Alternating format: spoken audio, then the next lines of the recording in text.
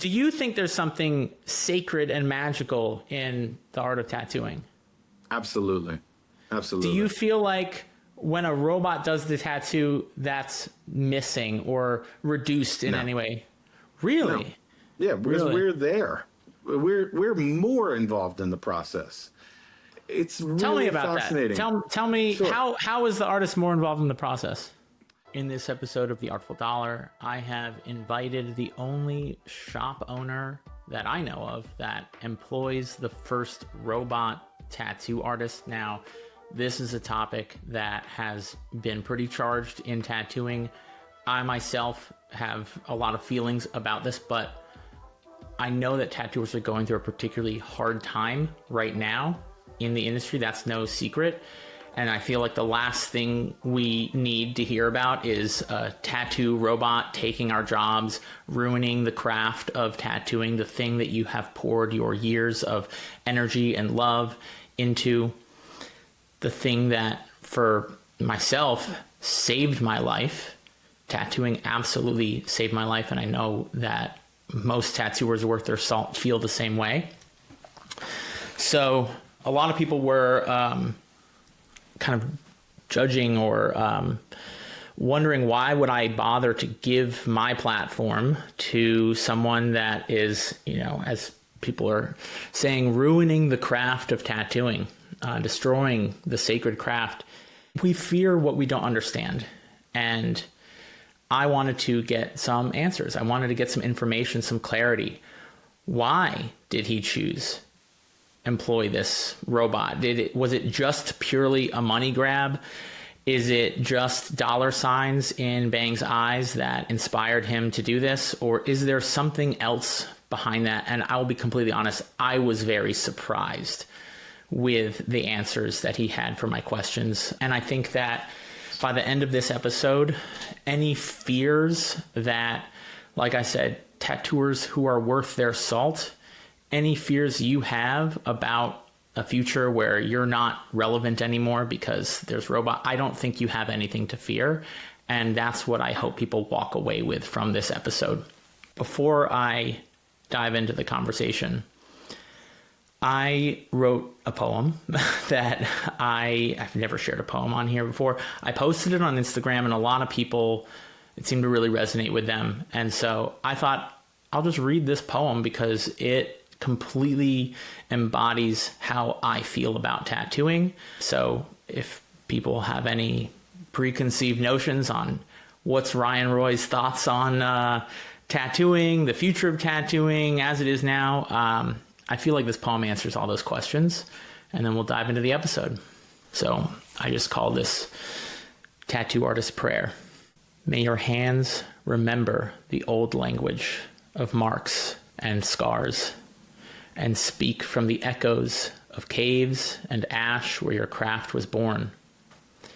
May your art stay wild and alive, unbroken by trends, untouched by hollow praise. May the rolling blood and ink remind you that you are part of a lineage of makers and healers who knew this art form is both wound and medicine. May your needle carry truth and pierce the veil that conceals your client's spirit. May your work call forth courage for those who wear it, and for you who bless them with it. May every client leave your chair carrying more than they expected. A story, a prayer, a piece of themselves returned. May your eyes be clear and soft. May your back hold strong and true. May you be rewarded greatly for your efforts. May the day never weigh heavy upon you. May dawn find you eager and steady, approaching each session with curiosity and the playful promise of creation. May evening find you grateful and fulfilled, and may you go into the night blessed, sheltered, and unshaken by doubt. May the years honor your devotion with freedom, with hands that never forget their grace, and a heart that never forgets to wonder. And when you lay your needle down one last time, may every mark you've made become a part of the great tapestry that echoes through the hands that hold the future of this sacred craft. So, whatever your thoughts are of me, of Bang, of robot tattoo artists, I know that there will never be anything that will destroy the magic of tattooing. Nothing has the power to do that. And it is up to each and every one of you to carry that torch in the best way that you can. Do not be afraid. Do not doubt your own abilities and the people that are out there whose lives you are intended to change through the work that you do. There is an energetic transfer that happens during a tattoo. And I don't think any robot can replace that experience. And that will forever be valuable. I have not only been saved by tattooing, but my career as a coach and a mentor, helping tattooers with their business, I'm betting it all on the future of human craft tattooing continuing on thriving bigger and better than ever. That's where I'm putting all my chips. So with that, I give you this interview with Bang, the owner of Bang Bang Tattoos. Bang, thank you so much for being on the podcast. I know that the topic of robot tattoo artists is a big, crazy, scary thing these days. And I think people tend to fear what they do not understand. So I was like, all right, let me just reach out to this dude and see if he wants to come talk about it and get the real scoop, get the information, the good, the bad, the ugly, whatever. And I was, just saying a little bit before, like, you're a name that has come up because I tattooed on 6th Avenue and on St. Mark's and Bleecker Street and all over Lower Manhattan. And your name would come up with all kinds of opinions comes after that. And, I have my opinions too. We all do. We don't have to agree or like everything that someone does. But I personally always was like, all right, but he's doing something that maybe people are interested in or jealous or can learn something from, right? No one has to live their life the way you live your life, but there's something there. You're clearly very successful. I think you're the first person to open up like a luxury boutique tattoo studio. Is that accurate? Maybe. I don't know. I think maybe, we might have been the first to try to, redefine it in our way. So, I think it's been cool to watch tattoo artists and studios around the world be influenced by the work we do, whether that's how we video tattoos, photograph tattoos, present them, the professionalism of the brand, and then as well as the aesthetic of tattooing, really putting the focus on the art, not the space and not pre-made art. And so, it's just a different thought and understanding that tattoo is a service industry. So we're providing a service to clients, but not only clients. As the owner, I'm a tattoo artist too. So, I went from my first studio that I ever worked in was outside of a trailer park in Delaware. And I went all the way up and climbed the ranks and I worked at Last Rites. So I went from the literal bottom to the literal top at that time. And for me, I wanted a service from the studio I worked in as an artist. And that was something I didn't see or experience. So that was something we just tried to provide. Gotcha. Yeah. I hope you're okay with me challenging you a little bit on this call today. We've chatted a little bit and I think we said, all right, let's get into it. Are you cool with that? Good luck.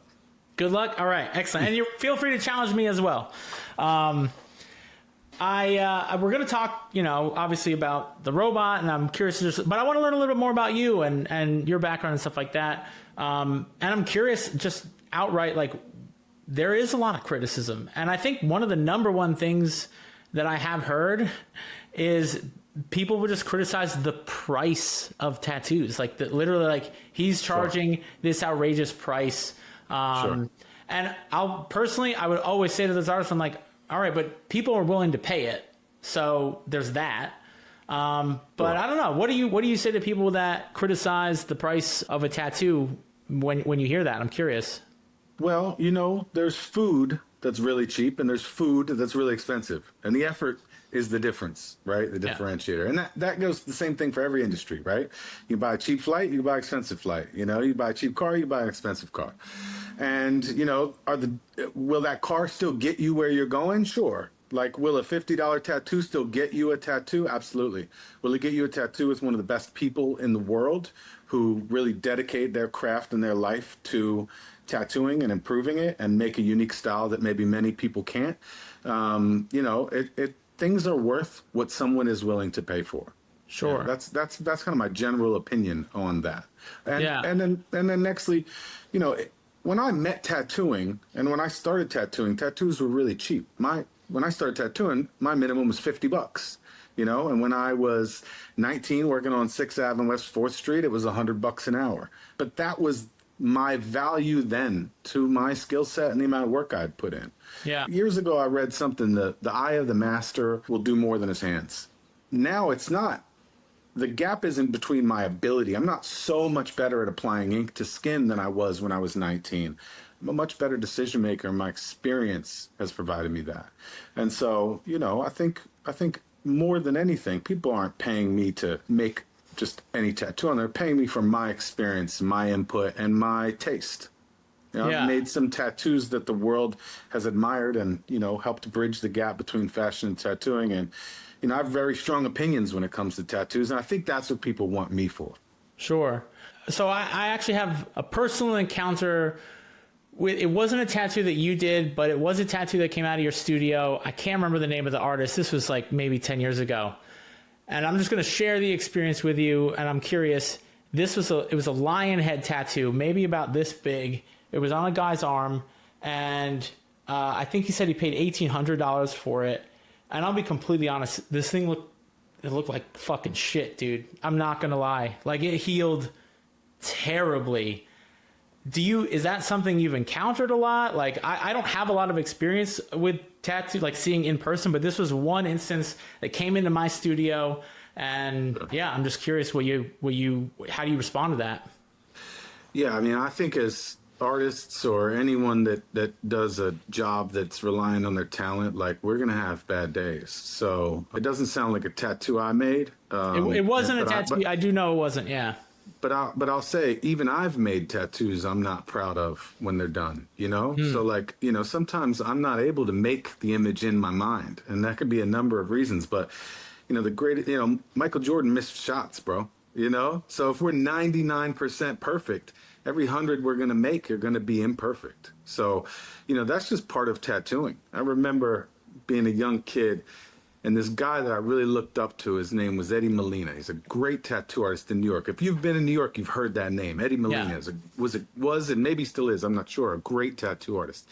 And I remember Eddie messed up this script on this guy's arm, and I was like, Eddie, what the fuck, dude? And he said to me, he goes, universe just didn't want him to have a good tattoo. And it rolled off his back, like, and I was like, man, I really admire that, because at that time when I was young, I would have been so torn up with myself over the outcome of this tattoo. I mean, I think any tattooer that's tattooed for 5-10 years has fucked some shit up, and it fucking eats at you. It's the worst fucking feeling 100%, in the world. Yeah. 100%. We're not doing all this work and trying this hard to not make great tattoos first, but it certainly happens. It certainly happens. Yeah, 100%. And I would imagine that as you clearly have a successful shop, you continue to charge a premium. Yeah, I mean, there's going to be, even at that level, I mean, I guess you'd want to think like, okay, I'm paying this because of this certainty that I'm going to get this outsized result. I would imagine the only way you're able to continue to charge at this premium is that usually people are pretty happy with it. Yeah. I would think we're 99% perfect. Yeah. That would be our average based on our numbers of the volume we tattoo at and the volume of which people come back asking us to repair things or touch them up. Yeah. And I'll say, you know, this is something people don't know. If we do make an error and it's our error, we fix it for free. We cover it for free. We pay for people to get it lasered, and then we'll have another artist make their tattoo for free, and the studio pays the artist to do it. So out of my pocket, make sure everyone is good. That's priority one. It's always priority one. That's not a public thing. We deal with that privately when someone isn't happy with their tattoo. Yeah. And sometimes people are just fucking crazy. So if their tattoo's great and they're just not happy, some people just can't get happy. So, you know, we have to make that decision sometimes, but we always, every single chance we can, like we want to make people happy. That's why we tattoo. It's not for any other reason other than we love to give things to people. That's the commonality of all tattoo artists. Like, I think maybe there's some that tattoo for money or tattoo for fame or something. But for me personally, like, I don't even really put my work up anymore because I don't need the world's attention on the shit that I make. I love to make it for someone. I love to give them a gift and they'll have that gift for life. And some of my best friends were clients. So like, I love that I'm able to give something to someone. That's my reward system. Yeah. You know, if I'm honest, the judgment or the criticism that I hear is 99.9% on the tattoo artist side. I'm not familiar with, you know, clients. I don't remember ever coming across some article and look, there's all sorts of crazy shit. I remember someone actually made a Reddit post about a white tattoo that I did. And they were really unhappy with it. And I was like, I don't even fucking do tattoos to do white, but I gave it my best and, you know, but I think that's interesting that, yeah, for the most part, it sounds like your clients are happy. I don't know how it would be possible for you to continue to stay in business if your clients weren't satisfied. Why? I mean, I made that post, you know, gonna say, hey, Bang's gonna come on the podcast. And there was a lot of nasty shit, dude. Yeah. Why? Why is there so much nasty shit? Why do you think that is? I think that some people feel like I'm in the seat that they want to be in. So, you know, there's some envy surrounding that. I could tell you, you know, so it's a lot of weight to carry to, you know, have the spotlight on everything you do. But I don't make decisions or inform my decisions based on what I think others will think. Right? So it's really like what I like. Those are the tattoos that I make. They're the tattoos that I like. The decisions I make are the things that are fun and exciting. My motivation is fueled by my inspiration. So if something inspires me, I want to work on it. As far as criticisms, you know, I met tattooing as a teenager. I'm 39 now, right? So I've known tattooing for a long time. I started tattooing when I was 18 years old. And when I started tattooing in 2004, the same conversations that exist today for smaller tattoos or, you know, micro-realism, the same conversations that are had today about that subject were happening around realism, photorealism. And so people like Bob Tyrell and Shane O'Neill and Robert Hernandez were the guys getting bashed because bold will hold. That won't last. You know, you must make traditional Americana or black tribal tattoos or nothing else. And my response to that is just like, you know, the purest mindset of what tattoos should be surrounding this 1920s era Americana style of tattooing is delusional, right? That was a moment of tattooing where tattooing has existed for as long as human history, right? Yeah. So the idea that we're all just going to cling to this one moment of tattooing, we should all do that, and if we don't do that, we're doing something wrong. Personally, there's enough people who make amazing traditional Americana tattoos that I don't need to do it, right? Sure. It's like, so, you know, I don't need to do something that market already has solid, you know? I'm assuming you're a business-minded individual. Like you think did you think like, oh, well, everyone's already doing this. Why don't maybe I try this other thing? Was that like a thought you had, or just that's the direction you naturally gravitated, was towards something different? No, it was the tattoos that inspired me. When I was a teenager, I met Shane O'Neill, and he tattooed me, and he tattooed my whole back. And, you know, I was 16 years old, and I worked at Red Lobster, and I saved my money to go get tattooed by the guy. And I didn't know tattoos could look real inside skin. So that inspired me to love tattoos. Shane is the reason I'm a tattoo artist. Yeah. Tattooing is the most difficult medium in the world to me. It's harder than marble. To make art in, I would agree with that, yeah. Yeah, and each skin is diverse. Each person is diverse. Each, you know, identity is diverse and unique. And so, you know, for me, like, I'm trying to make something that matches that person, their spirit, their style, way more than I'm trying to feed my ego for what art I feel like I need to make. I actually don't have that in me. I don't love to make art for me at all. I'm like completely disinterested in it. Sure. But I love to make art for others. So I'm trying to make the thing that speaks about them to me that will be timeless throughout their life. And so, sometimes we nail that. Sometimes we don't. Yeah. What do you think is I'm curious, like what's the most misunderstood thing about Bang? Like what is it?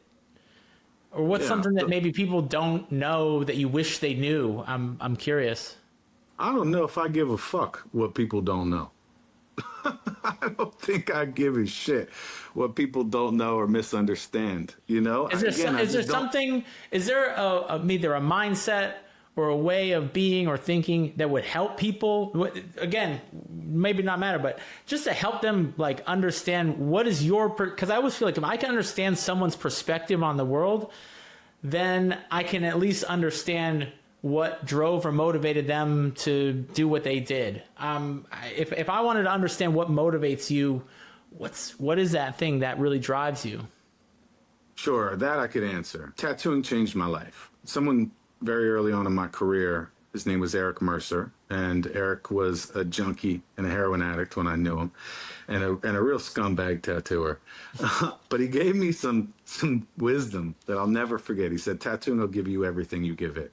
So I give it everything.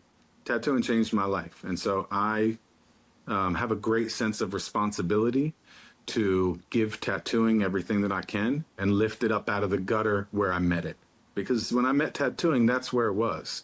And I think it's different now. And I think, in our little way, we've helped pick tattooing up for people. Yeah. If tattooing gives you everything you give it, what are you giving tattooing by bringing a robot tattoo machine into your studio? I'm actually protecting tattooing by bringing the robot into my store. I didn't invent the robot. I'm not smart enough to do it. It's not my technology. It's a company called Black Dot in Austin, Texas. And I was reached by that company, similar to companies reach me all the time. And my first question to companies always that are outside tattooing that want to be inside tattooing, my first question always is, who's the tattoo artist at the leadership level in your company? Who's the tattoo artist on your board of directors? And if the answer is none, my reply is, I will not work with you unless I'm involved at the highest level, because I am not performing in your circus for you. You're not putting your hand in this cookie jar of tattooing with my help, which is an art form that has historically struggled to monetize comparatively to other art forms, right? And so I'd say there was a period where it struggled to monetize, and then there's a period in the recent 30, 20 years where it was actually easier to monetize than other art forms. Sure. Coincidentally, I've tattooed for 20 years. So I think we've played a small part in doing that. Sure. Yeah. Any tattoo artist that isn't charging $200 an hour anymore and they're charging $3, $4, $5 a day. Yeah, we were the first ones to do that. I'm aware of it. It's not a cocky thing. I'm aware that we did that. And there was a ceiling. There was a price ceiling in a sense in tattooing. And I would agree you were probably one of the first people, if not the first, to break that ceiling. And, that had an impact on people. But yeah, there's people that are charging that today. Someone had to break that ceiling, right? I think tattoo artists are worth more than tattoo artists think they're worth. That's the real disconnect. I would agree with that. Absolutely. Anybody that thinks that I charge too much, it's actually like, it's not you're thinking that I'm not worth that number. It's that I think you're worth more than the number you think you're worth. So that's like my feeling. Yeah. But because I've done the math, right? I live in New York City. It's the most expensive city in our country and probably one of the most expensive in the world. And like I said, I've gone from the bottom of tattooing to the top. I've gone from, the bottom of the economy to where I am today. And I've done the math. Like if you charge $200 an hour, could you tattoo for 6 or 8 hours a day? Okay, now take taxes away. Now take healthcare away. Now your kid needs daycare. You know, like daycare in New York City is like $35,000 minimum. Yeah, I was you gonna need say, a car. $3,000 a you month. need rent. You need I've done the math. $200 an hour sounds like a lot of money to people, but ultimately, you'll struggle at that number. Yeah. I've seen it. I have seen it. If I come back to the robot, to your original question, Yeah. why I feel like I'm protecting tattooing by bringing the robot. That was going to be my next question. Was like, why do you feel? What are you protecting it from, and how does you getting involved in this way do you accomplish that? 100%. That company was essentially, when I met it, licensing art from non-tattoo artists to then make tattoos. And I have a problem with this. I don't think anyone who is not a tattoo artist should license their work and make profit off of tattooing off of the machine. So if I bring the machine into my store, now I have control of it, right? And now any tattoo that the machine makes is revenue shared with the tattoo artist that made the design, and only tattoo artists may make the design. And that revenue share is exactly the same as if they made it with their two hands. This robot can't do anything by itself. Nor can your tattoo machine, right? You must hold it. Yeah. The robot needs you to inform it what to do. And it needs a tattoo artist to do that well. And so for us, it's a value add. It is just simply a tattoo machine, the size of a refrigerator that you don't have to hold in your hands anymore. So there's no difference. It's really not really a robot. That's a really interesting. So like, I grew up on coil machines, as a lot of us did. Not everyone does these days. I still use coils. You still use coils? Damn. I still use coils. What do you use? What do you use? So apparently 88% of listeners have not left a review or subscribed. And I'm going to get right back to the podcast in just a second. But if you have found this episode helpful and you think that other people would benefit from listening, then all I ask in return is please just leave a quick review and subscribe. It'll take just 1 minute, and it might help other tattooers and other artists find this podcast and help them out. So please, it would mean the world to me, and it might actually make a difference for someone else. Thanks. I still use coils. You still use coils? Damn. I still use coils. What do you use? What do you use? I use Safaris. Yeah. I use Aaron Canes. Yeah. I use a Victor Portugal. And some bootleg China joint that my homie gave me, Lil Dragon. Damn. I worked at Last Friday. That blows my mind, and it makes me angry. Not angry at you, but like I'm just like, how the fuck does this dude accomplish the level of detail that he accomplishes? Because I could never do it with coils until I used Dan Cuban rotaries. I felt like those machines gave me the consistency and the control that I needed to pull like a hair thin line. Sure. I'm like, damn, I don't know how the fuck he does that. I'll say I'm not the best in the world at it. I don't think I'm the best in the world at anything in tattooing. I would agree. I don't mean that as an insult. I'm just like, yeah, you're not. I'm no better than anybody else at anything I do. I just do a wide variety of styles. I always have.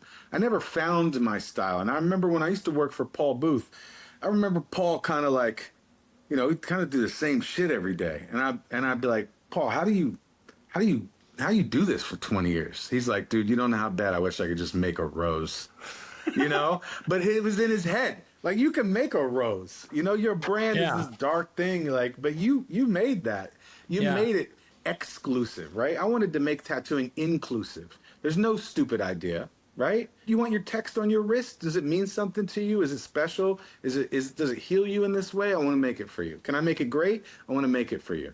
Like, I've never felt above making a tattoo, and they've all felt challenging. If you've ever tried to make an infinity sign, try to make it perfect. It's still a challenge. You know what I'm saying? Especially the older I get, the more challenging it is to make perfect. Absolutely. I think there's a really golden nugget in what you just said is like, I've never felt above any tattoo. I honestly see that a lot in tattooing, and I personally I feel the same way.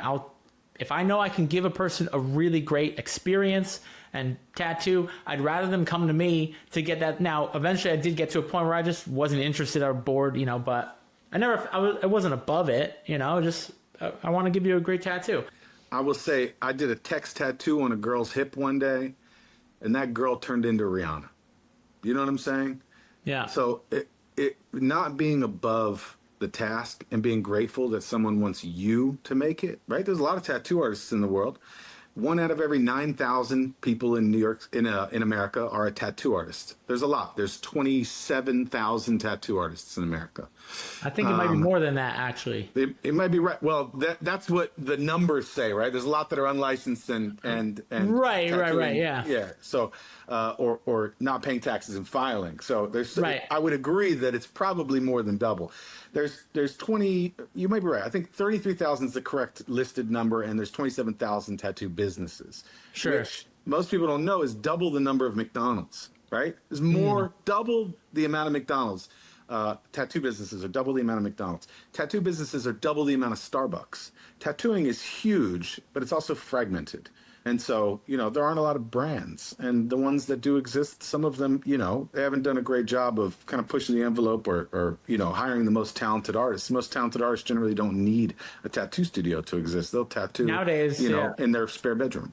So I want to go back to, it's almost like a thought experiment that something you said struck. I was like, okay, so I used coil machines. To me, I couldn't get the consistency in the hit and the flow that I personally wanted. And then when I used the Cuban machines, those are personally where I found the most consistency. I did eventually try the Cheyennes and the pens. I hate cartridges. I just felt like I couldn't find a cartridge that actually flowed, and each one was made consistently. So I can tell you and I hope someone sees this and does it. So here's a free piece of advice to the people who make cartridges.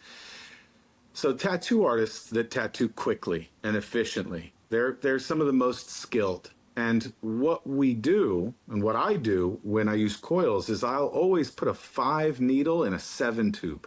I always put a 7 needle in a 9 tube. This carries more ink and lets you work faster and more efficiently. Sure, yeah. Since we can't separate needle from tube and tip with cartridges, that doesn't exist yet. Nobody's figured out, I have to upscale. I think you're absolutely right, because that was my biggest problem. I'm pulling and it's just dry, and I'm like, what the fuck is this? There you go. A nickel's worth of free game. So somebody out there who's making them, open go ahead and the do hole it. You're up. welcome. You can call them the Bang Bang Edition. Okay, so this is my thought experiment, right? Tattoo artists, the general consensus is that they hate the idea of a tattoo robot from what I've seen. And I'm not for or against it. I'm just like, it's a thing that exists. So let's just acknowledge that, right? It's a thing and it exists. Personally I'm not excited by it personally, but I'm not like, so let's say you had a machine that it was like assisted. Okay. It didn't do the tattoo, but it gave you an advantage in balance or something like that. Yeah, like the Da Vinci for surgeons. Right? Because surgeons' hands are going to move a little bit, and the Da Vinci is going to mitigate that. And so they can do their job better. Okay, so now, first of all, I'm sure tattoo artists would hate that, because then anyone could pick up a machine and they would instantly be tattooing as if they've been tattooing for 5 years or something like that. And I know. But you get what I'm saying. It would take someone that started a year ago and leveled up their line work because of this assisted thing. I'm sure people would hate on that. But at the end of the day, is the client happy? If the client's happy, that's literally all I give a fuck about. Well, let me tell you that if the robot could only do what we can do, it should not exist. And the only reason I feel it should exist is because it can do some things that we are unable to do. Like what? And so for that reason specifically, it deserves to exist. What can it do that humans, because there's a lot that humans can do that I don't think it'll ever be able to do. 100%. Absolutely. Well, what can it do that humans can't do? Well, you'd have to see it in person to really understand and believe it. We've posted photos and stuff, and photos just don't do it justice. But I'll tell you, I have a store full of, some of the most talented tattoo artists in the world. And when someone gets up out of the machine, we all come gather around and look at this tattoo, and everybody goes, "Fuck." It is accurate to a point we're not able to be. It's down to the micron, and so you can make designs that we simply couldn't tattoo. It's really that simple. I was wondering about this the other day. I'm like, tattoo artists have gotten to such a level of proficiency that I'm like, how much more perfect do we need a tattoo to be? I have an opinion on that. I actually personally don't need tattoos to be perfect. Me neither. No, I don't actually. I like some of the wabi-sabi, as they say, the beauty of the imperfection, you know? Absolutely. Yeah, there's certain artists who their work is so fucking dope, it stands out. And then if you look in with a fucking loop, there's all kinds of stuff, but it actually turns. I remember feeling that in my own work one day when I realized, oh, my lines aren't better, but it fucking works better somehow than a year or two ago. Like there was an expression in that, in the wabi-sabi, the beautiful imperfections. So that's what I'm saying. Like, okay, great. It can do a tattoo more perfect, but why? Do we need that? Does anybody want that or need that? Not more perfect. It can do things we are unable to. So because of its accuracy, it opens the ability to create designs that we would never design for skin at a scale we would never design for skin. That are they are tattooable, and they look good in 5 years? That's one of the questions I got. Was like, how do these tattoos age, being that they're done in this way? It's like an individual dot at a time, right? How do they age? We don't even know, do we? I think the oldest ones are maybe 3 or 4 years old at this point. Okay. So, people can always say this, right? How's it going to look in 30 years? Well, I can tell you that traditional Americana tattoos also look like shit in 30 years. You ever seen an old man with old sailor tats? They look like shit. Right, you can't make it out. Totally. That's part of life. You can buy a Ferrari in 30 years in the sun. Right. It's going to look like shit. Truth is, everything. Right. Tattoos. There's a great quote. I'm 38 years old. I look like shit, So there's a great quote from Fight Club. On a long enough timeline, the life expectancy for everything turns to zero. Right. Right. Yeah. So, does like microrealism? But does it age differently, or better, or worse than a regular tattoo? Does it age differently? A lot of that has to do with the sun, and a lot of that has to do with your immune system. Sure. Right. So. Yeah. The blur that happens from tattooing is not, it is quite literally your immune system breaking off particles and eating the particles of your ink and sending them to your hair follicles. And that's why you get a blur, like a Sharpie on a paper towel. Now, controversial opinion, I actually believe a higher particle load will blur faster than a lower particle load. I agree with that. So if I'm like traditional packing in a fat line, it does tend to blur more. It is going to blur faster because you have made a higher particle load, which means there are more particles under 200 nanometers in scale. And the particles that are under 200 nanometers in scale are the ones that the immune system can carry away. So as there are more of those particles in one area, it will blur faster. So I believe fine line tattoos or tattoos with lower particle load and lower particle density blur and age slower than big, bold, fat lines. There's, I think, a lot of nuance in there, in that what used to be a fine line tattoo is now no longer. It was designed to be a fine line tattoo. And I did fine line black work. So I've looked at tattoos that I did 5 years later. I was like, oh, fuck, that. Not happy with how that healed, because it was meant to be a fine line tattoo, where a design that is designed to be bold, I'm happier sometimes with the way that looks 10 years later, simply because it was designed to look that way. So there is some nuance, I think, in that. But I agree. If there are more particles, I think it will create more blur more quickly. Yeah. If you do a black bar around someone's arm, they will have a black bar for the rest of their life. Right? If you do a micro portrait on someone, it will not be a micro portrait for the rest of their life. But the same is true if we do a traditional swallow, right? It will turn into a blob. This is the nature of tattooing. This is the nature of skin. This is the nature of aging. It definitely has a longer lifetime of looking like a swallow than a micro portrait does of looking like a micro portrait. I got this Oni on my finger. Yeah. 18 years ago. Okay. No fucking way. This is a finger portrait. And it was done by a coworker when I worked at Last Rites Against, the guy I mentioned before. His name was Little Dragon. I've never had this tattoo touched up. Never once. What's done well will stay. When an artist is educated on contrast and technique, the tattoo will remain as unchanged as any other style of tattooing. Yeah. Yeah.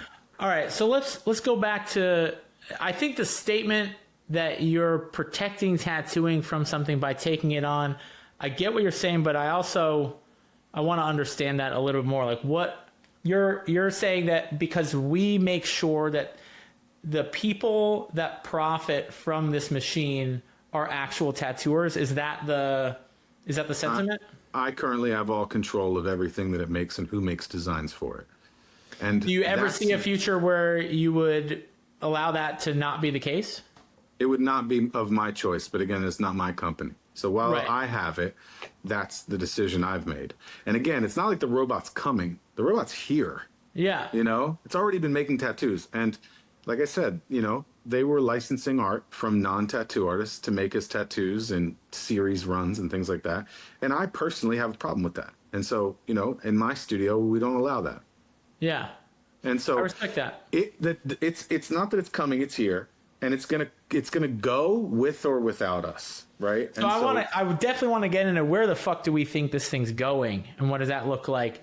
But I'm really curious about the experience right now. How many people are booking? I actually submitted a form on your website to I was like curious, like what is the process to book this? It was not impressive. I was like, really? That's it? To just submit a request? It was like, we'll get back to you. I feel like you could sell it a little bit better if that's your goal, but how many people are booking these tattoos? What are they paying? Are they enjoying their experience? I'd love to learn more about that. So we have thousands of requests, and that's why we can't give people the one individual attention. So there is demand for this, clearly. Yes. How many requests are you getting per month? More than any tattoo artist in my studio, including myself. So the robot is more requested than any single tattoo artist. And what does it cost to get tattooed by this thing? Same price as if the tattoo artist were to make it. Same price as if the tattoo artist were to make it. Okay. Yep. And that again is my decision. It's important to me that we don't undercut tattoo artists, and it's important that we revenue share the exact same way with the exact same splits as if it were any client. That's really interesting. Why do you think, I'm really surprised that there's more people requesting it. Why do you think that is? Why are people so excited to get tattooed by the robot than a human being at your studio? It's not than a human being. I would say there's 30 artists. So if I added all 30 up, the robot doesn't come close. But the robot individually is requested more than any individual tattoo artist. That's fucking fascinating. Why?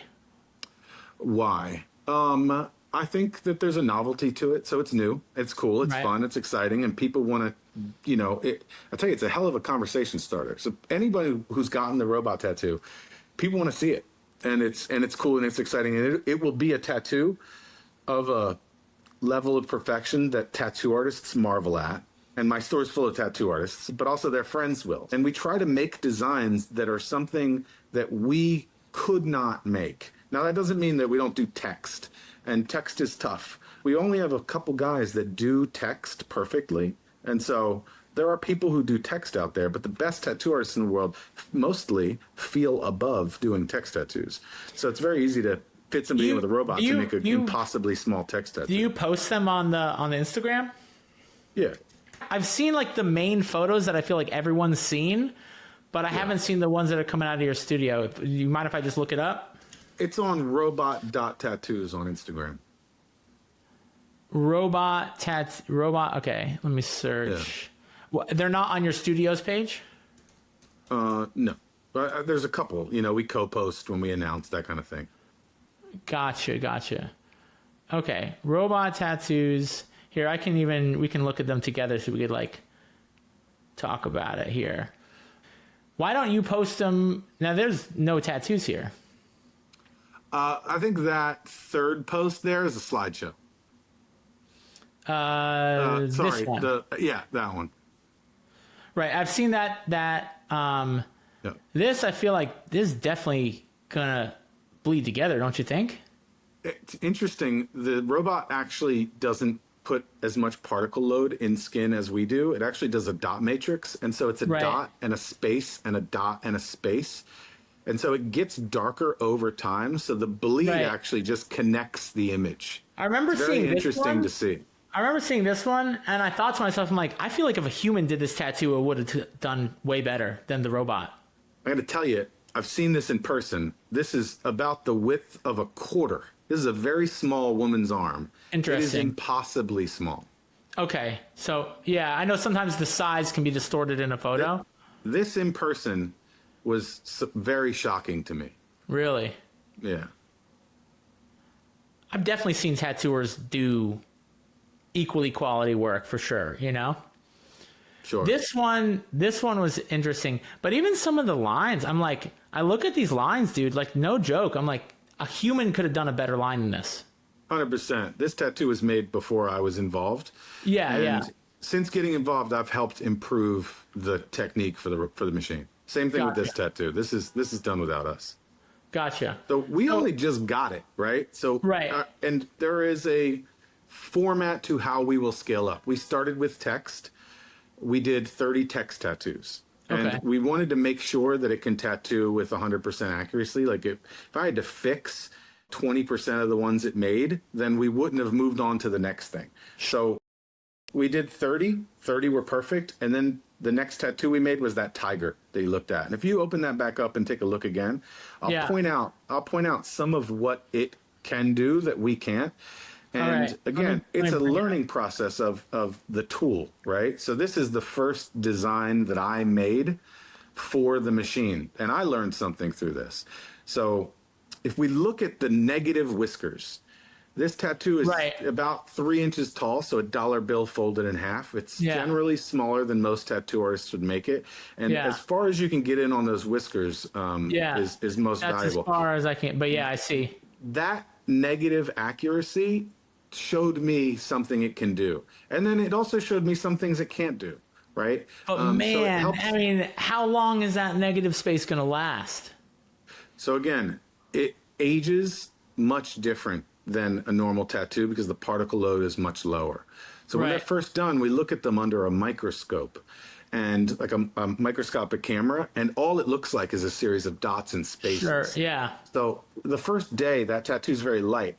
And it actually 3 days later it gets darker. It's very interesting. It's done by single dots. Right. And it's really, really amazing. Time will tell. I think we're all interested to, Now, what about like a full sleeve? Like if someone's like, I want to get sleeved out. It would need to have far wider access range, right? It'd need to be on the end of a KUKA arm. Currently, it's like a microwave hanging off the end of a refrigerator. It's not there. You know what I'm saying? So I will say someday I would bet that that's possible. Right. But that's not today. And what happens if someone sneezes or flinches, or what happens then? You can get some inconsistencies. We've had that. We had like one client that was fucking drunk. And like got up in the middle of the thing working. Oh my So like God. we have to reset it, you have to recalibrate it, you have to retest the skin, the needle. It's kind of a whole ordeal. So it definitely has happened to us. But it's reading the stencil. Line, like... It's reading this now. It's reading a stencil that looks more like a QR code than a stencil. So it's just this crazy detailed QR code that's on skin. And yeah, I think what helps keep it accurate. But then they also measure the darkness of the dot comparatively to the darkness of the skin, which is really unique and cool. So if someone has darker skin, it's measuring that to make its dot. It's a brand new toy. So I am probably more educated than anyone in the world on how to design for it, but I'm still learning about it. Yeah. So I wrote out just some of my own questions, which I've asked you a couple, and then I had some questions that people had on Instagram. Some of them are some challenging questions. Are you up for that? Yeah. All right. Sure. So I think the most liked question, because I said I'll just ask the questions that get the most likes. The most liked question was someone said, in a world that is marching closer to the brink of cold, indifferent, robotic-like perfection in place of human interaction, warmth, and a little bit of magic, why are you effectively trying to bring that cold, robotic indifference to tattooing? I would say there's an irony where someone's using their cell phone and social media owned by, faceless billionaire corporations to make that point. But the value is that it can spread wider than their ability to shout that in a room, right? So with social media, we can reach thousands or millions of people across the planet instantly. And it matters, and that's why it's valuable. So I'll use the example of Sailor Jerry often. Today in the United States, could we agree that 100 Sailor Jerry flash tattoos will be made today at minimum? Could we agree that? That's a fair statement. 100 years after Sailor Jerry pioneered his style and his name and his brand, correct? Yeah. How much money do you think the Sailor Jerry estate, his family, will get of those tattoos or the influence he created today? Right. Zero, yeah. correct? Sure. Do you think, does that feel fair? If you had put your imprint on tattooing and your fingerprint on tattooing so strongly that you redefined tattooing for 100 years and beyond, and for the next 100 years, your influence would happen every single day all across this country and all across the world. Do you think that artist deserves zero? Right. I mean, I think that this applies to like so many things, right? How many people did something 100 years ago that impacts every minute of our day, and yet they have no acknowledgement? My question is, does that feel fair?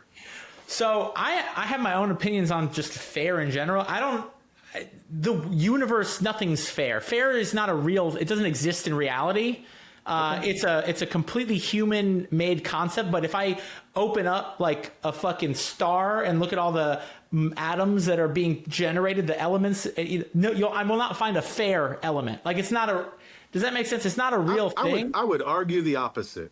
Okay. The universe is entirely balanced. Light, dark, up, down, black, white, yin, yang is the universe. So balance is the universe. Okay. I think that I would struggle to find a single artist that would make art and say, I never deserve anything beyond selling this today, even if it changes the world. Sure, I'm sure people. So all I mean by that, by the way, fair is like what one person thinks is fair, another person thinks is unfair, and therefore we can't say, well, it is or it isn't, because it's so opinionated, it falls through your hands like sand. Deserve is another one of those words, because what one person thinks that they deserve, another person thinks that they don't deserve. And that's all. So I'm not really sure. I guess I feel like the point being made, and I do understand what they're trying to say, is like there is something so magical and sacred in tattooing, and I feel like that gets lost when there's a robot doing the tattoo, and I feel like that was a common thing that I saw in there. Sure. And I'm curious. Generally, when I read those opinions, I do like to look at people's work, right? I like to see if they are my peer. And a lot of times they're not. And so I've had people who've tattooed for 3 years tell me I'm ruining tattooing. Like, kid, I was tattooing when you were a twinkle in your dad's eye. I've had people tell me that I'm ruining tattooing. So apparently being accused of ruining tattooing, I've also had people tell me that I saved their fucking life, and I don't know who's 100%. Telling the truth, but I'm going to keep doing what I'm doing, right? 100%. People are welcome to their opinions, and they're allowed to have them, and we're allowed to disagree.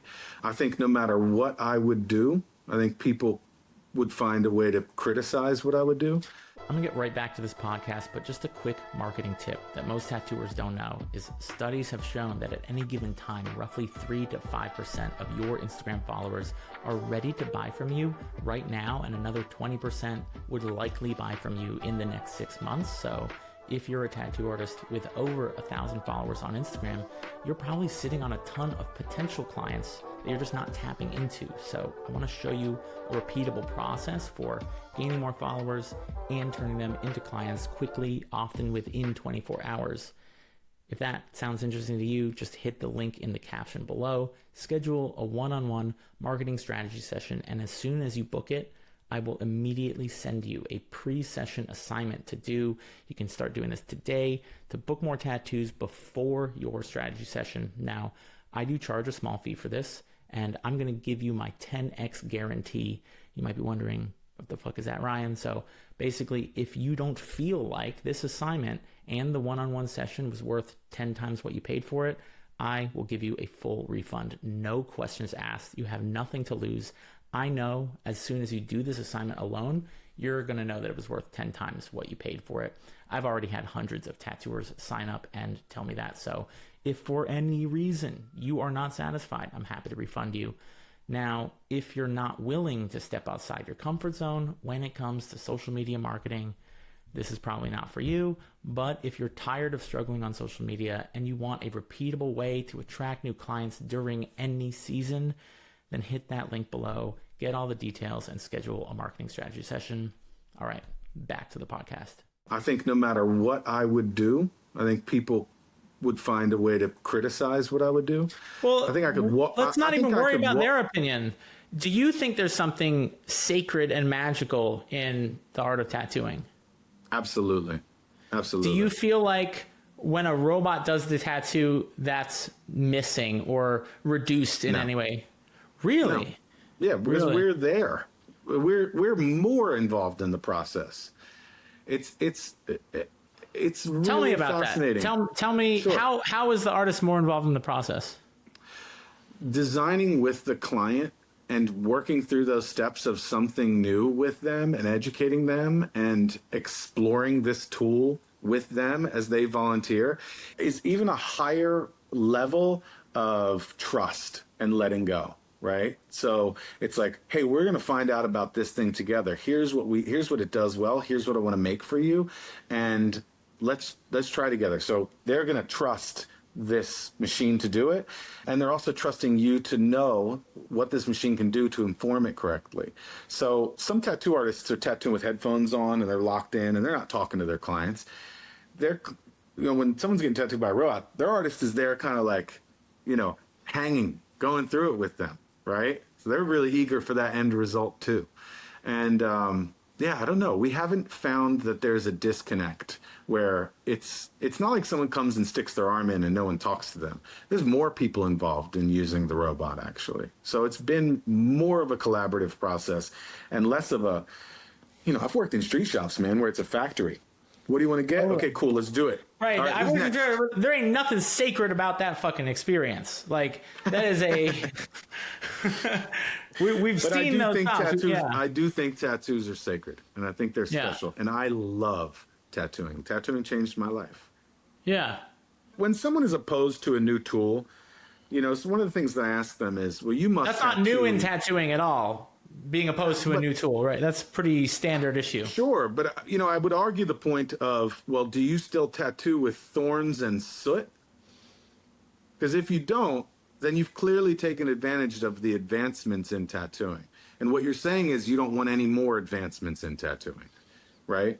So, you can't pick and choose. So unless you're tattooing with sticks and thorns, then, the work others have done to revolutionize the tools of tattooing, you've taken advantage of. So I could foresee, let's say, some, traditional, stick and thorn, or I was tattooed with a boar's tusk, it's a Tao, right? Cool. I could see some tattooer that grew up in that tradition looking at the street shop, just pump them out using a pen machine in the exact same way that most tattoo artists right now are looking at the robot, thinking, how aren't you fucking ashamed? That was one of the questions, is that are they not speaking about you? Is like, are you not ashamed that not a single bit of respect for the craft is left? Is it worth it to kill the craft for money?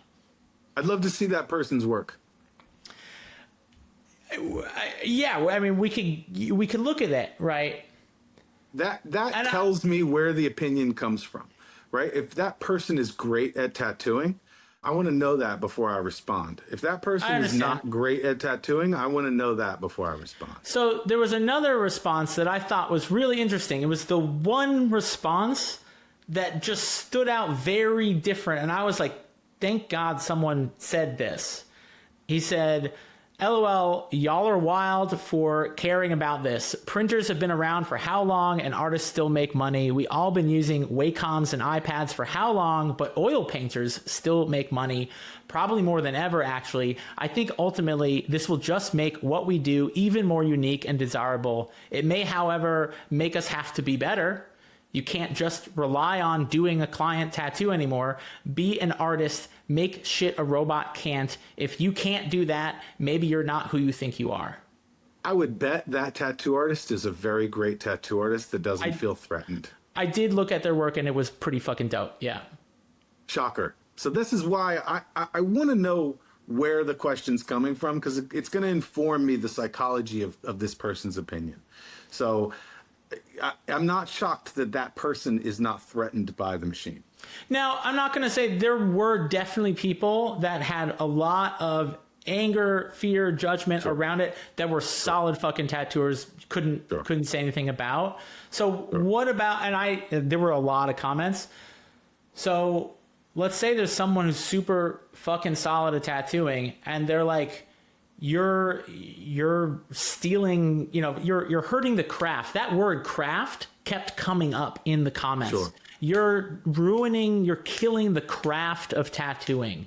What do you say to that artist that's their take on it?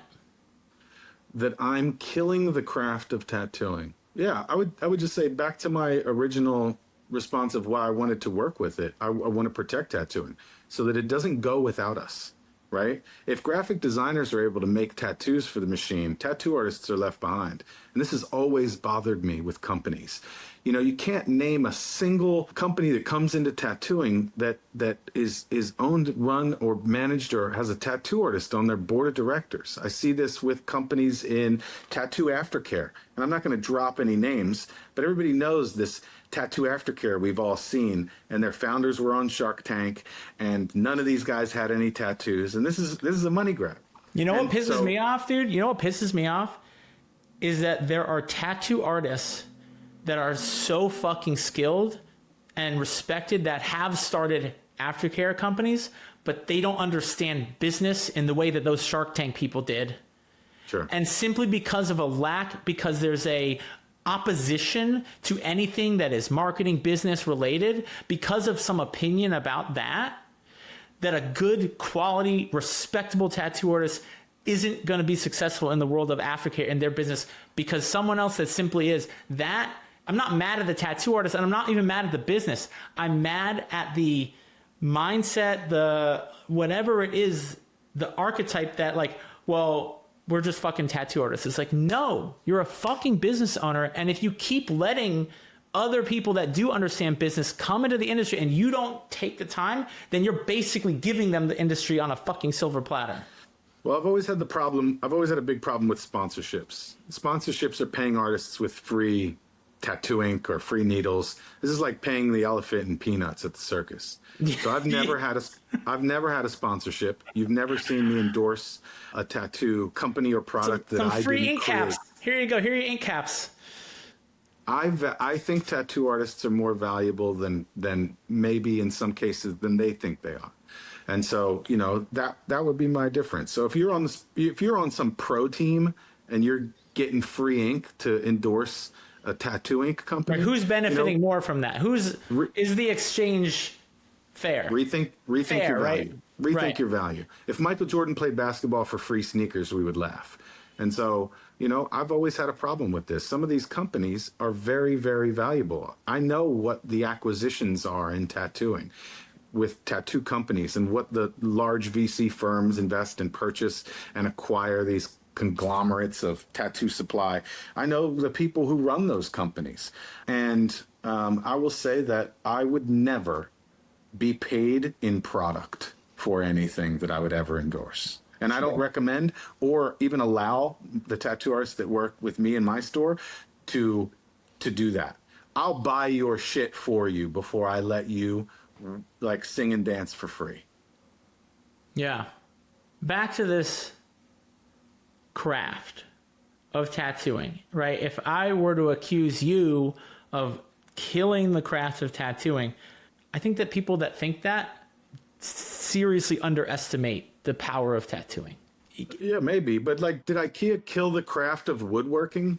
That's what I'm saying. That's essentially what I'm saying. It's like unless your house is completely custom made by a fabricator, you don't have anything to stand on for that claim. Like, of course, woodworking isn't dead. You know, in fact, it's more valuable now than it ever has been because of the factory made fucking bullshit. 100%. And so right now, I think there's this big novelty around the robot, right?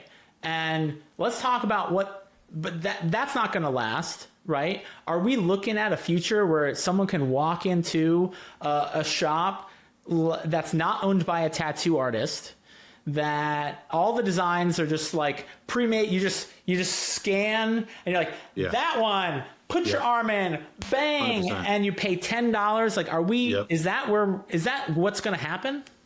I think that's what we need to come together on and rebel against. And that's why the machine's in my store.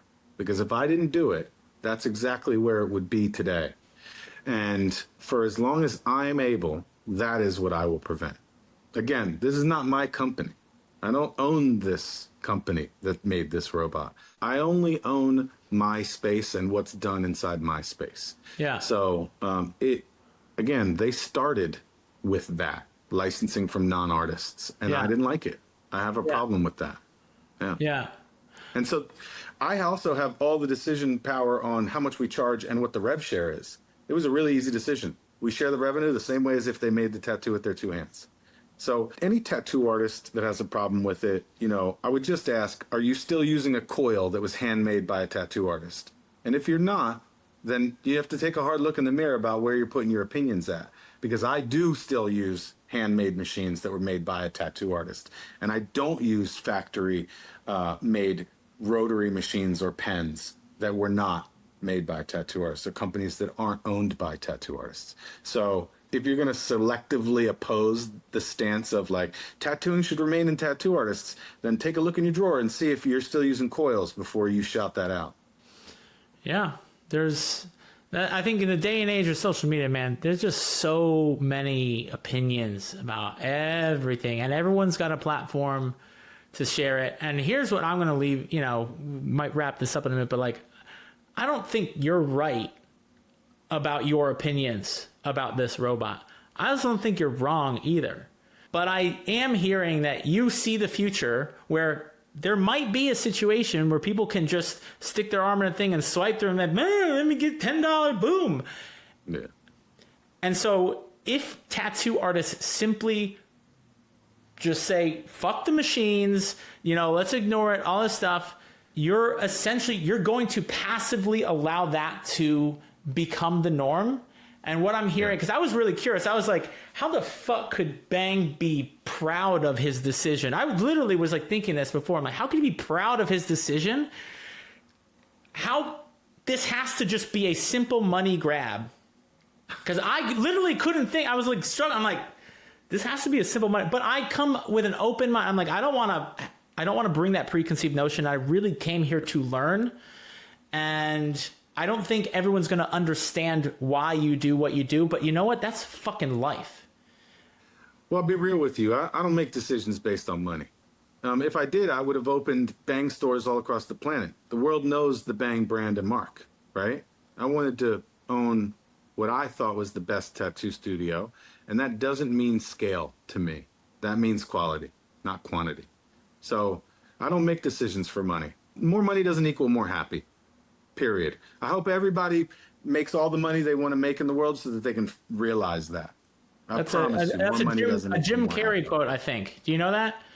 Jim Carrey said something. He said something like that. He's like, I hope that everyone eventually makes millions of dollars so that they can finally realize that it's never going to make them as happy as they are looking to become. Hey, man, Bezos and Musk are still trying to make money today. It's a human condition sickness.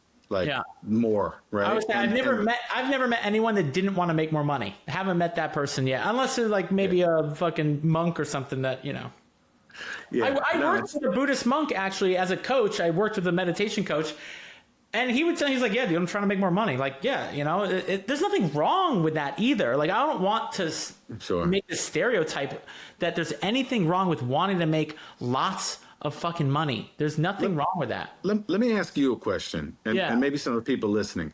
Has anyone ever ripped off your design and copied your tattoo? Has that ever happened to you? I was never a good enough tattoo artist to have that. All right. Well, but I'll be honest. I've definitely ripped off other people's designs. Sure. I've looked at them like, It's happened to me many, many, many times. People have copied or ripped off my designs, and of course the designs that are made in my studio are the ones that are exposed maybe most to people and clientele in the world. And anybody who owns a tattoo shop, some client has walked in with a photo of a tattoo we made and said, I want that. Sure. That is not debatable. I know that has happened. Yeah. Now, there are tattoo artists out there who have made tattoos, and this has happened to most great tattoo artists, where somebody's ripped off their design. Your ability to make tattoos to the degree that you can today, and whatever your success is today, if you're a great tattoo artist or going to become a great tattoo artist, you will peak the way an athlete does. Okay? You are not going to be able to tattoo as well as you did at 30 when you're 50 or when you're 60. You can only tattoo one person at a time, okay? Now, with a machine like this, you may be able to make tattoos, or people may be able to get your tattoos or your designs around the world simultaneously. And I think that's a value add for artists. And so I go back to Sailor Jerry. 100 tattoos will be made today in America. I bet that's the minimum. I think that there's an opportunity for tattoo artists, especially ones who make unique works and designs that have influenced the world and people want them. And I do think that there are people out there, clients namely, that want to get tattooed by tattoo artists where the connection to the artist isn't the most important thing. For me, that's important, but I tattoo people sometimes that don't speak English. They want my art. Right? Sure. And we have guest artists who don't speak English, and English-speaking clients that come in and get tattooed by them. They want their art. The communication is happening through their art, right? And they're the one person in the world that can make it for them, so they go and they travel. And so there's not this deep connection and bond every single time. And some clients don't want it, right? You've ever tattooed an introvert that's not super talkative? Or yeah, cool. Like, sometimes I don't want to, as me, bang, bang. I'm going to go into my store. I'm going to go into some store and get tattooed. Now I have to be bang, bang in that store. I can't just be me getting a tattoo. It's now a social interaction and a performance of me doing my job, you know? So, like, when I got tattooed by the robot, I was like, oh, this is kind of great. I loved it. And I would invite you, Ryan, come get tattooed. We'll make one for you for free. And yeah, we'll make something and we'll design together and you'll learn a little bit about it. And you tell me if it was a fun experience. No one who's gotten tattooed by it has said, I wouldn't get another one. I'll tell you that. So I'll think about that. I appreciate that. It's a generous offer. I'm going to think on it. I don't feel necessarily compelled to like, oh yeah, I can't wait to get my robot tattoo, but there's a demand for it. There's a want for it. And in the game of business, so I always try to separate. There's the craft of tattooing and there's the business of tattooing. And they're actually two separate things. If you only care about the craft and you don't care about the business tattooing, then it's your hobby. And there's nothing wrong with that. A hobby is something you can be very passionate about. Sure. But if it's how you make a living, then it is also your hobby and essentially it's become your business. The game of business has very different rules than the game of art and creativity. And I try as best I can to actually blend them. And it's not easy because they operate. In the business world, at the end of the day, the client, the customer is number one. It's all that fucking matters. If the client leaves happy and the client wants more, then the market will fill that space. It will naturally, like a high pressure to low pressure, whoosh, it will naturally, if there is demand for it, well, you bet your ass someone is going to figure out how to fill that demand. And personally, I would absolutely much rather have that demand be filled by a tattoo artist. I don't even like the fucking machine. I'm not interested. It just doesn't excite me. I'm not passionate about it. But if I had to choose between some fucking, I don't know, some random outside person and a tattoo artist, if I have to choose between the two, that's what I will choose. Gun to my head, yeah, of course. Yeah, and there's going to be a lot of people who wouldn't get tattooed by the machine. I'll tell you that. I've talked to clients and, been like, yeah, they're asking questions about the machine and they're getting tattooed by an artist. And they'll say like, nah, I would never get tattooed by that. And then, the conversation will keep going. And then I'll show them a tattoo that's on me. And they'll be like, oh, I didn't realize I could do that. Yeah, maybe I would get this, So there's people out there who wouldn't even get tattooed. But then they see something or they see some idea and they go, yeah, maybe I would. So like, I would say like change is inevitable and exploration is at the root of art, right? If we were all just making the same thing, we'd be stuck doing, drawings on stone walls, dude. The tools that have come along for artists to create more advanced art what has moved art forward, and art will continue to do that, whether people like that or not, and that's beautiful. Yeah, there's the only constant is change in business, in life, and I do my best to not resist change. Now, obviously, if I see something in the world that I'm like, that's genuinely hurting people, I don't think that the robot is actually hurting any real committed, talented tattoo artist that fucking deserves their fucking needles. I don't think the machine's hurting that person in any way, shape, or form. Can we agree that there are people who make tattoos that should not make tattoos? I think we can everyone listening to this can agree with that statement. Yeah. And that there's a lot of them? There's a lot of them. Yeah. This machine is likely what would replace them. I don't think it's going to replace great tattoo artists or people who give real effort to tattooing and love tattooing. So, that's another reason why I always look at someone's work when I read their opinion. I want to see how much they love tattooing. How much do you really love it? Because I know what it takes. I know what it takes to go from the bottom to the top of tattooing. And my peers know what it takes. And so if someone has a criticism, I want to see first if they know what it takes to actually love tattooing and give everything you have to it. And I want to know if you know what it's like to suffer for 20 years hunched over making tattoos for people because you love it so much you'll let it kill you. I want to know if you'll give everything you have to it to become great at it, or if you're just going through getting a D so you can pass. There's a lot of people who do that. There's a lot of people that are just checking the box with tattooing. Yeah, and I remember when I first picked up a machine, and I tattooed full-time for 13 years. I don't tattoo regularly at all anymore.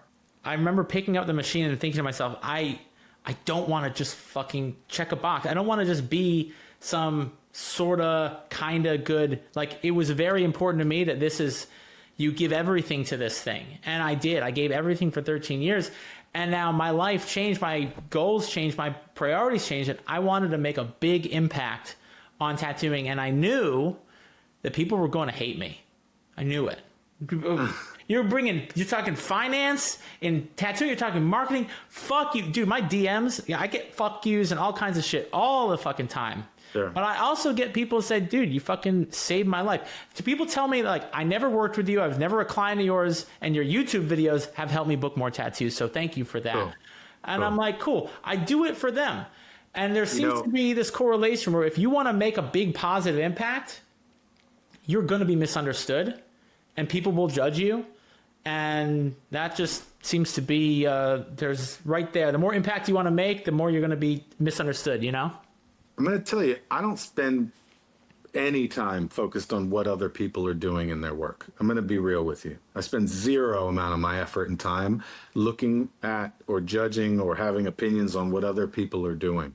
Any moment that I'm doing that is a moment I'm not focused on me and my work. And so, I would advise people like, focus on your work. Focus on what you like to do. And if you see something you don't like, then, then that's okay.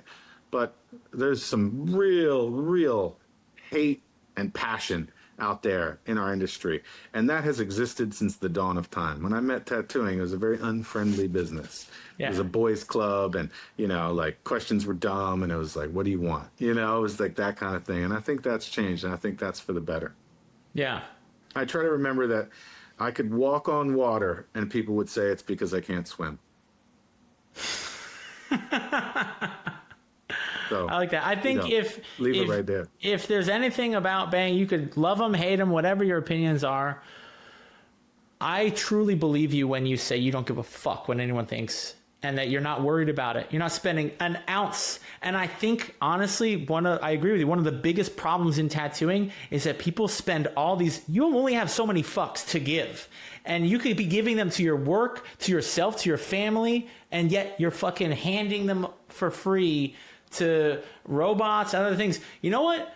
Just do better. If you're worried about this somehow taking your job, just do better. Don't fucking worry about it. There's nothing to worry about. It's going to do what it's going to do. I'm glad at least a tattoo artist is in charge of the helm. But one day there's going to be fucking tattoo factories for $10 fucking dollars. Eventually, I know there will. And you know what? You're going to be the unique experience. You're going to be, and you're right, all the bad tattoo artists, they're not going to have tattoos to do. All the tattooers that are actually pushing the art form, really, they've got a brand, they're connecting with their artists. Those are going to be the artists that do well. And tattooing and the craft of tattooing will live on, I believe, long past the fucking robots.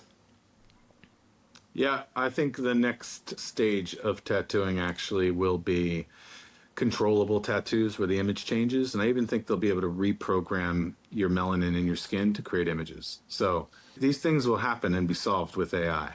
And yeah, I've seen a glimpse into the future. I've worked on some of the future and what's possible. And that is a future that's inevitable. Yeah. Well, I think we've probably done the topic that I know people are going to probably leave comments and be like, you didn't fucking challenge him enough. You said you were going to challenge him. I'm like, he's a human being. You are a flawed human being just like me. That's all I know. Sure am. More than anyone sees. I'm sure. Likewise, like I myself included. Yeah. And yeah. I think we like to focus on these other things because at the end of the day, it's way more comfortable to do that than to focus on our own flaws. And I wish that people would take more time to do that. Amen. Yeah. Any last words, Bang, before we go? Any last message for people? Or I will say I'm grateful for the interest. It's nice that artists have opinions. I think that's great. I think forming your opinions without becoming educated is where we go wrong as humans. Yeah. So educate yourself more, learn more. It's what I'm doing with this machine. I want to learn more about it, what it can do, what it can't do. That's why I wanted to have you on. I was like, well, let's just learn about this fucking thing and what it can and can't do. Yeah. This feels like a new toy for me. And luckily I get to protect tattooing in my way for as long as I can. It's been really easy decisions to make to involve tattoo artists and not let this thing go without us. So that was the easiest decision to make for me.